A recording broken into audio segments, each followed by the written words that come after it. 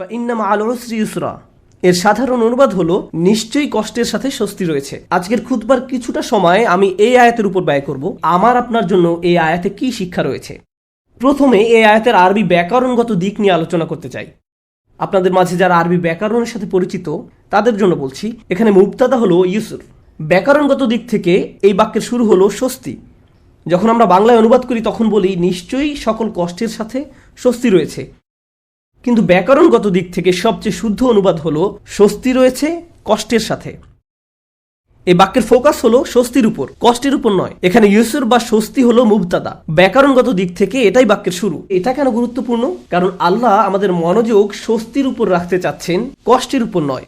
সহজ সময় বা স্বস্তি হয়তো পরে এক সময় আসবে, কিন্তু আল্লাহ চান আমরা যেন আমাদের মনোযোগ সামনে যে স্বস্তিদায়ক সময় আসছে তার উপর রাখি, এখন যে কষ্টে আছি তার উপর নয়। আপনি যে ধরনের কঠিন সময়ে দিনাতিপাত করছেন না কেন, আল্লাহ এর একটা ব্যবস্থা করবেন এবং স্বস্তিদায়ক সময় সামনে অবশ্যই আসছে। দ্বিতীয় যে বিষয়টা এখানে মনোযোগের দাবি রাখে তা হলো ইউসুর হলো নাকেরা, মানে এটি আম ওয়া আম্মাল ওয়া আজম ওয়া আকাদ, অর্থাৎ কষ্ট কি এটা সবাই জানে। হয়তো এটা অর্থনৈতিক কষ্ট, স্বাস্থ্যগত কষ্ট, মানসিক কষ্ট, আবেগ সংক্রান্ত কোনো কষ্ট, বা আপনার কষ্টের জিনিস হয়তো আপনার পাশেই বসে আছে, আমি জানি না। সবার জীবনে কোনো না কোনো সমস্যা রয়েছে। এই কষ্টদায়ক বিষয়গুলো সম্পর্কে সবাই জানে, আর এগুলো খুবই সুনির্দিষ্ট। কিন্তু আল্লাহ বলছেন কষ্টের চেয়ে স্বস্তিটা অনেক বড়, অনেক বিস্তৃত। কষ্টের মতো স্বস্তির ব্যাপারটা অতটা জ্ঞাত নয়। অর্থাৎ কিছু স্বস্তি আসবে কিন্তু আপনি জানেন না কিভাবে সেটা চিনতে হয়। সবাই সমস্যা শনাক্ত করতে পারে, কিন্তু সবাই সমাধান দিতে পারে না। আল্লাহ যখন আপনাকে স্বস্তি দিবেন, আপনি হয়তো এটাকে স্বস্তি মনে নাও করতে পারেন।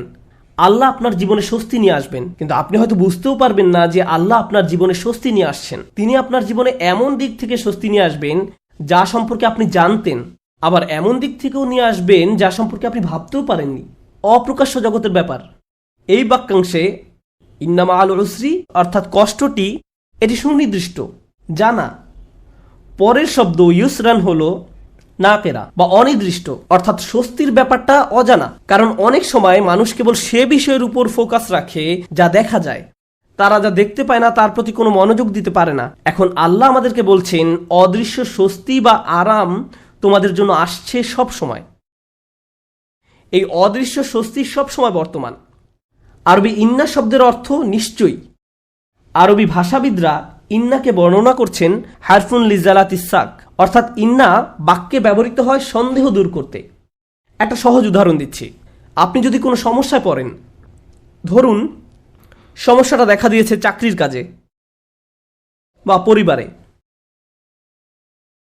এখন কেউ এসে বলল, আরে ভাই এটা কোনো সমস্যাই না। আপনি বললেন এটা একটা বিশাল সমস্যা, অর্থাৎ সমস্যাটা সম্পর্কে আপনার মনে কোনো সন্দেহ নেই, কিন্তু সমাধান নিয়ে সন্দেহ আছে। সমস্যাটা কি, কোন দিন শেষ হবে, এই বিষয়ে আপনার সন্দেহ রয়েছে। সহজ সময় কোন দিন আসবে, কোনো সমাধান আসলেই কি আসবে, এই বিষয়ে আপনি সন্দিহান। সুতরাং সমস্যার ব্যাপারে মানুষ পুরোপুরি নিশ্চিত থাকে, কিন্তু সমাধান আসবে কিনা এই ব্যাপারে তারা সন্দেহপ্রবণ। সহজেই আমরা আশাহীন হয়ে পড়ি। আমরা চিন্তা করতে থাকি, ভাই এটা সব সময় এমন খারাপই থাকবে, কোনো দিন এই পরিস্থিতি উন্নতি হবে না। আমরা এভাবে নিজেদেরকে বলি। তো আমরা নেগেটিভের ব্যাপারে অনেক বেশি নিশ্চিত থাকি, কিন্তু পজিটিভের ব্যাপারে নিজের মনে কোনো নিশ্চয়তা থাকে না। তিনি ইন্না যে শব্দটি সন্দেহ দূর করে তা ব্যবহার করে আমাদের জানাচ্ছেন কোনো সন্দেহ নেই, স্বস্তি রয়েছে কষ্টের সাথে। স্বস্তির সাথে ব্যবহার করলেন, তিনি স্বস্তির উপর জোর দিলেন। যেন একজন মুমিন যখন এই আয়াত তেলাওয়াত করবে, সে মনে করবে আমার কষ্টের ব্যাপারে সন্দেহ থাকতে পারে, আমি সমস্যাটাকে যত বড় মনে করছি এটা আসলে ততটা বড় সমস্যা নয়, কিন্তু আল্লাহ যে স্বাচ্ছন্দ্য নিয়ে আসছেন সেটা অনেক বড় এবং নিঃসন্দেহে তা আসছে। এটা আমাদেরকে মন্দের ব্যাপারে সন্দেহ প্রবণ করে তোলে। মাঝে মাঝে কোনো কিছু হয়তো অনেক খারাপ মনে হতে পারে আমাদের মাথায়, আমাদের চিন্তায়, আমাদের অনুভূতিতে, কিন্তু বাস্তবে তা এত খারাপ নয়। কিছু মানুষ কোনো একটা সমস্যাকে তার চিন্তায় বড় থেকে বড়, আরো বড় করে তোলে, শেষে সেটা নিয়ন্ত্রণ হারিয়ে ফেলে। মাঝে মাঝে আশেপাশের মানুষের সাথে যদি সমস্যাটা নিয়ে কথা বলেন, তারা এটাকে ছোট করে দেখার পরিবর্তে আরো বড় করে তোলে। তখন সমস্যাটাকে তার আসল অবস্থার চেয়েও অনেক বিশাল মনে হয়। আর যে স্বস্তি আল্লাহ নিয়ে আসছেন তা আপনার সামনেই বর্তমান, কিন্তু আপনি তা দেখছেন না, কারণ সমস্যাটাকে আপনি কাল্পনিক দৃষ্টিতে অনেক বড় করে দেখছেন।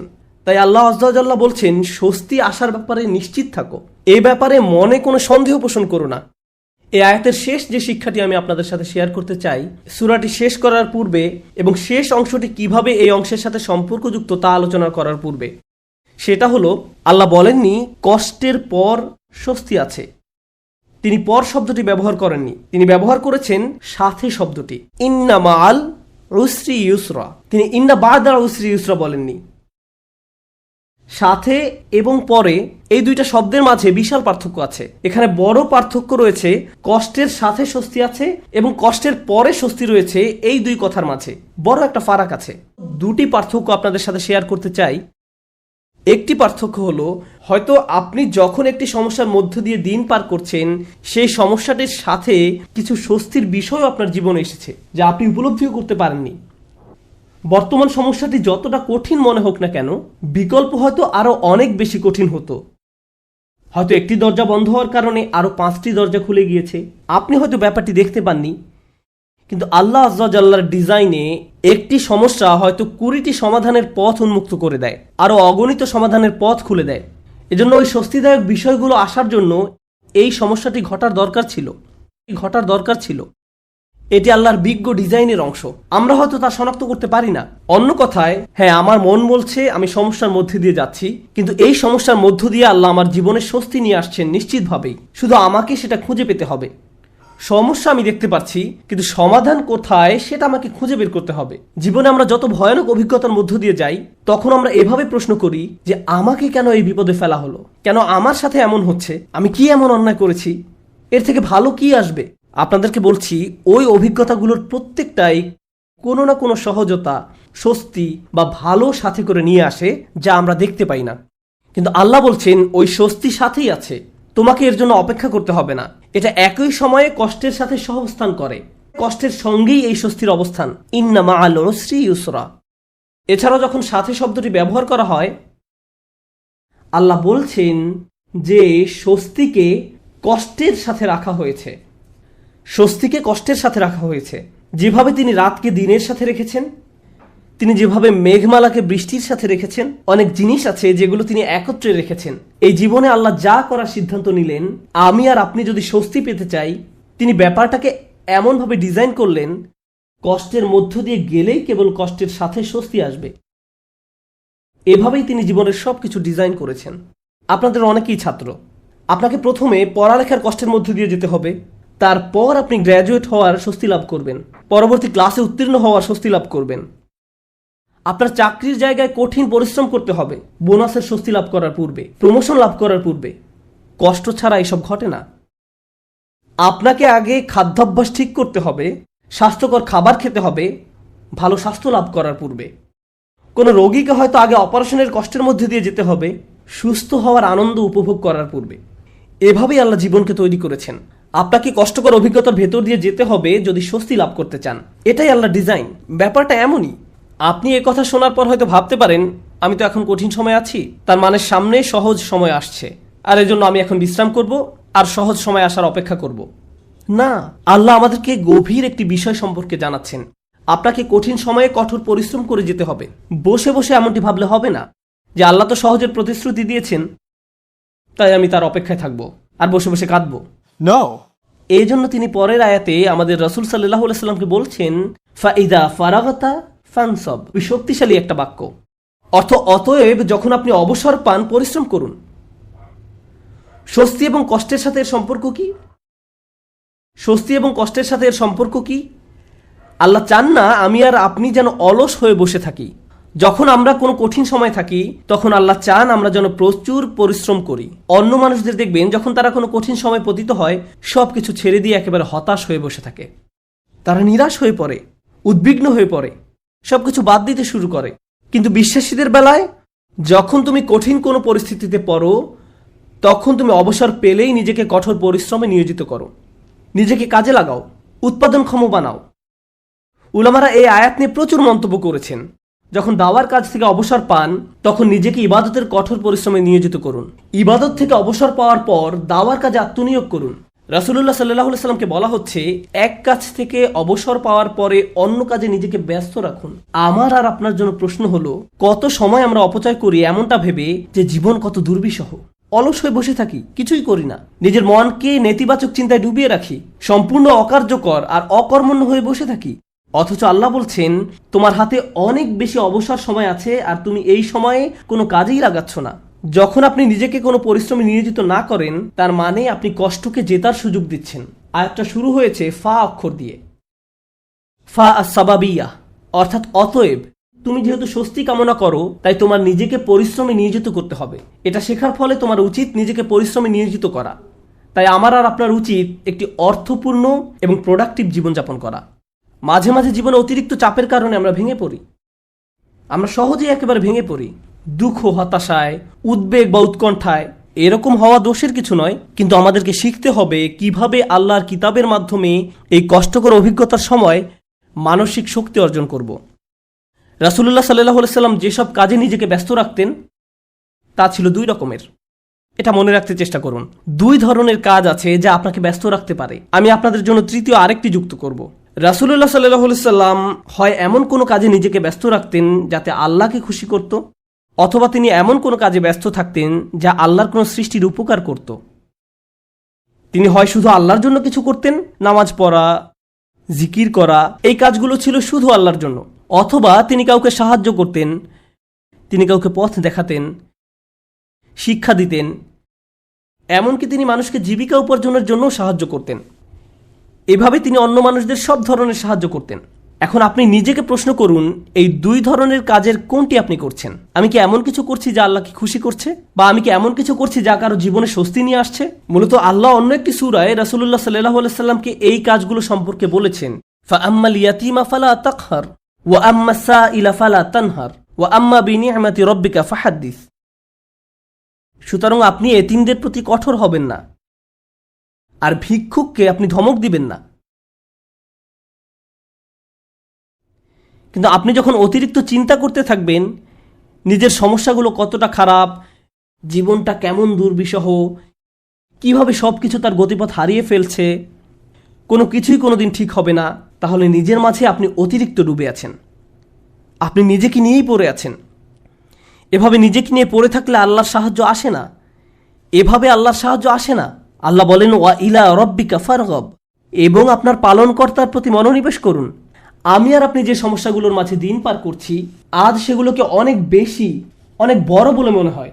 সমস্যা ছাড়া আর কিছু নিয়ে আমরা ভাবতে পারি না, কিন্তু একটু সামনে এগিয়ে চিন্তা করলে বুঝবেন আমরা সবাই একটা গন্তব্যের উদ্দেশ্যে ছুটছি, আর সেই গন্তব্যটি হলো আল্লাহর সাক্ষাৎ। ওয়া আন্না ইলা রাব্বিকাল মুনতাহা। যদি এই ব্যাপারটা ভুলে যান যে আপনি একটি রেলগাড়ির ভিতরে আছেন, বুঝতে পারেন বা না পারেন আপনি আল্লাহর দিকে ছুটে চলছেন, আপনি কিন্তু নিশ্চলভাবে দাঁড়ানো অবস্থায় নেই। আপনার সমস্যাটি জীবন থামিয়ে দেয়নি, জীবন এখনো এগিয়ে চলছে। আমার আপনার আল্লাহর সাথে দেখা হবেই। আপনি যখন বুঝবেন আমি যাই করি না কেন এই ভ্রমণ থামানোর কোনো উপায় নেই, তখন আপনার পক্ষে নিজের গন্তব্যের প্রতি মনোনিবেশ করা অনেক সহজ হবে। এই মুহূর্তে আমি যে এলাকা অতিক্রম করছি, যে সমস্যাপূর্ণ এলাকা অতিক্রম করছি, একসময় এটা পার হয়ে যাবে, কারণ এটা আমার গন্তব্য নয়। আমার গন্তব্য হলো আল্লাহ আজ্জা ওয়া জাল্লা। এভাবে নিজের মাথায় একটা চিত্র তৈরি করুন। মনে করুন একটি পথ দিয়ে কোথাও যাচ্ছেন, আর পথিমধ্যে কোনো জায়গায় প্রচন্ড দুর্গন্ধ নাকে এসে লাগলো। যদি চলতে থাকেন গন্ধটা একসময় চলে যাবে, এটা সব সময় আপনার সাথে থাকবে না। চলতে থাকলে একসময় ভালো একটা জায়গায় এসে উপনীত হবেন। আপনাকে হয়তো ভয়ঙ্কর কোনো অঞ্চলও অতিক্রম করতে হতে পারে, আপনি চলতে থাকলে ওই অঞ্চলও পার হয়ে যাবেন। জীবনটা এমনই, আমাদেরকেও এভাবে জীবনের সমস্যাগুলো অতিক্রম করে যেতে হবে। আর আল্লাহ আজ্জা ওয়া জাল্লা বলছেন আপনার আমার জীবনের প্রতিটি ভ্রমণেরই একটি উদ্দেশ্য আছে। আমাদের নিজেদের শুধু একটি প্রশ্ন করতে হবে, আমরা কি পরিশ্রম করছি? দিন শেষে আমরা কি করছি? তৃতীয় যে ব্যাপারটি নিয়ে আজ কথা বলবো, আগে আমি বলেছিলাম মহানবী সাল্লাল্লাহু আলাইহি সাল্লাম হয় আল্লাহর সন্তুষ্টির জন্য কিছু করতেন, নতুবা তার সৃষ্টির উপকারার্থে কিছু করতেন। আর আমাদের বেলায় দিনের অধিকাংশ সময় আমরা আত্মসেবায় ব্যয় করি। অবশ্যই আমাদের বিভিন্ন জিনিসের প্রয়োজন রয়েছে, আমাদের খাবারের দরকার, পোশাক পরিচ্ছদ প্রয়োজন, চাকরি বাকরি করতে হবে, কিন্তু অবসর সময় আমি কি করি? আয়াতটি কিন্তু আপনার দিনের 24 ঘন্টা সময় নিয়ে কথা বলছে না, আয়াতটি আপনার ফ্রি সময় নিয়ে কথা বলছে। আচ্ছা ঠিক আছে, আপনার এক্ষেত্রে কিছুই করার নেই, আপনাকে ভোর 5টায় ঘুম থেকে উঠতে হয়, 6টার মধ্যে অফিসে পৌঁছতে হয়, এবং সন্ধ্যা 6টা পর্যন্ত অফিস করতে হয়, 7:30 পর্যন্ত ট্রাফিক জ্যামে আটকা থাকতে হয়। ঠিক আছে, কোনো সমস্যা নেই, আপনার কোনো অবসর নেই। কিন্তু যখন অবসর পান তখন কি করে সময় পার করেন?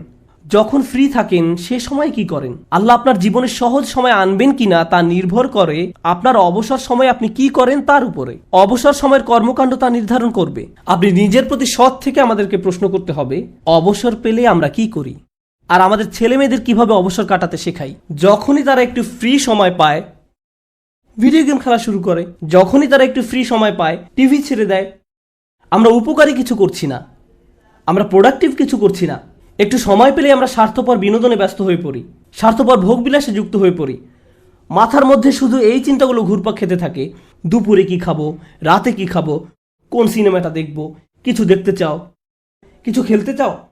দিন রাত সারাক্ষণ শুধু বিনোদন, ভোগবিলাস আর অর্থহীন রঙ্গরসে ডুবে থাকা। আমাদের জীবন এমনই হয়ে গিয়েছে। কিভাবে এটা ফানসাব? এটা ফানসাব নয়, আল্লাহর এই নির্দেশে ফাইজা ফারাগতা ফানসাব। কোন ব্যক্তি যদি এভাবে আমোদ প্রমোদের মাঝে নিজেকে হারিয়ে ফেলে তখন কি হবে জানেন? এগুলো তার জীবনকে আরো কঠিন করে তুলবে। আমি বলছি না আপনি কোনো কিছু খেলতে পারবেন না বা কোনো ধরনের বিনোদন করতে পারবেন না।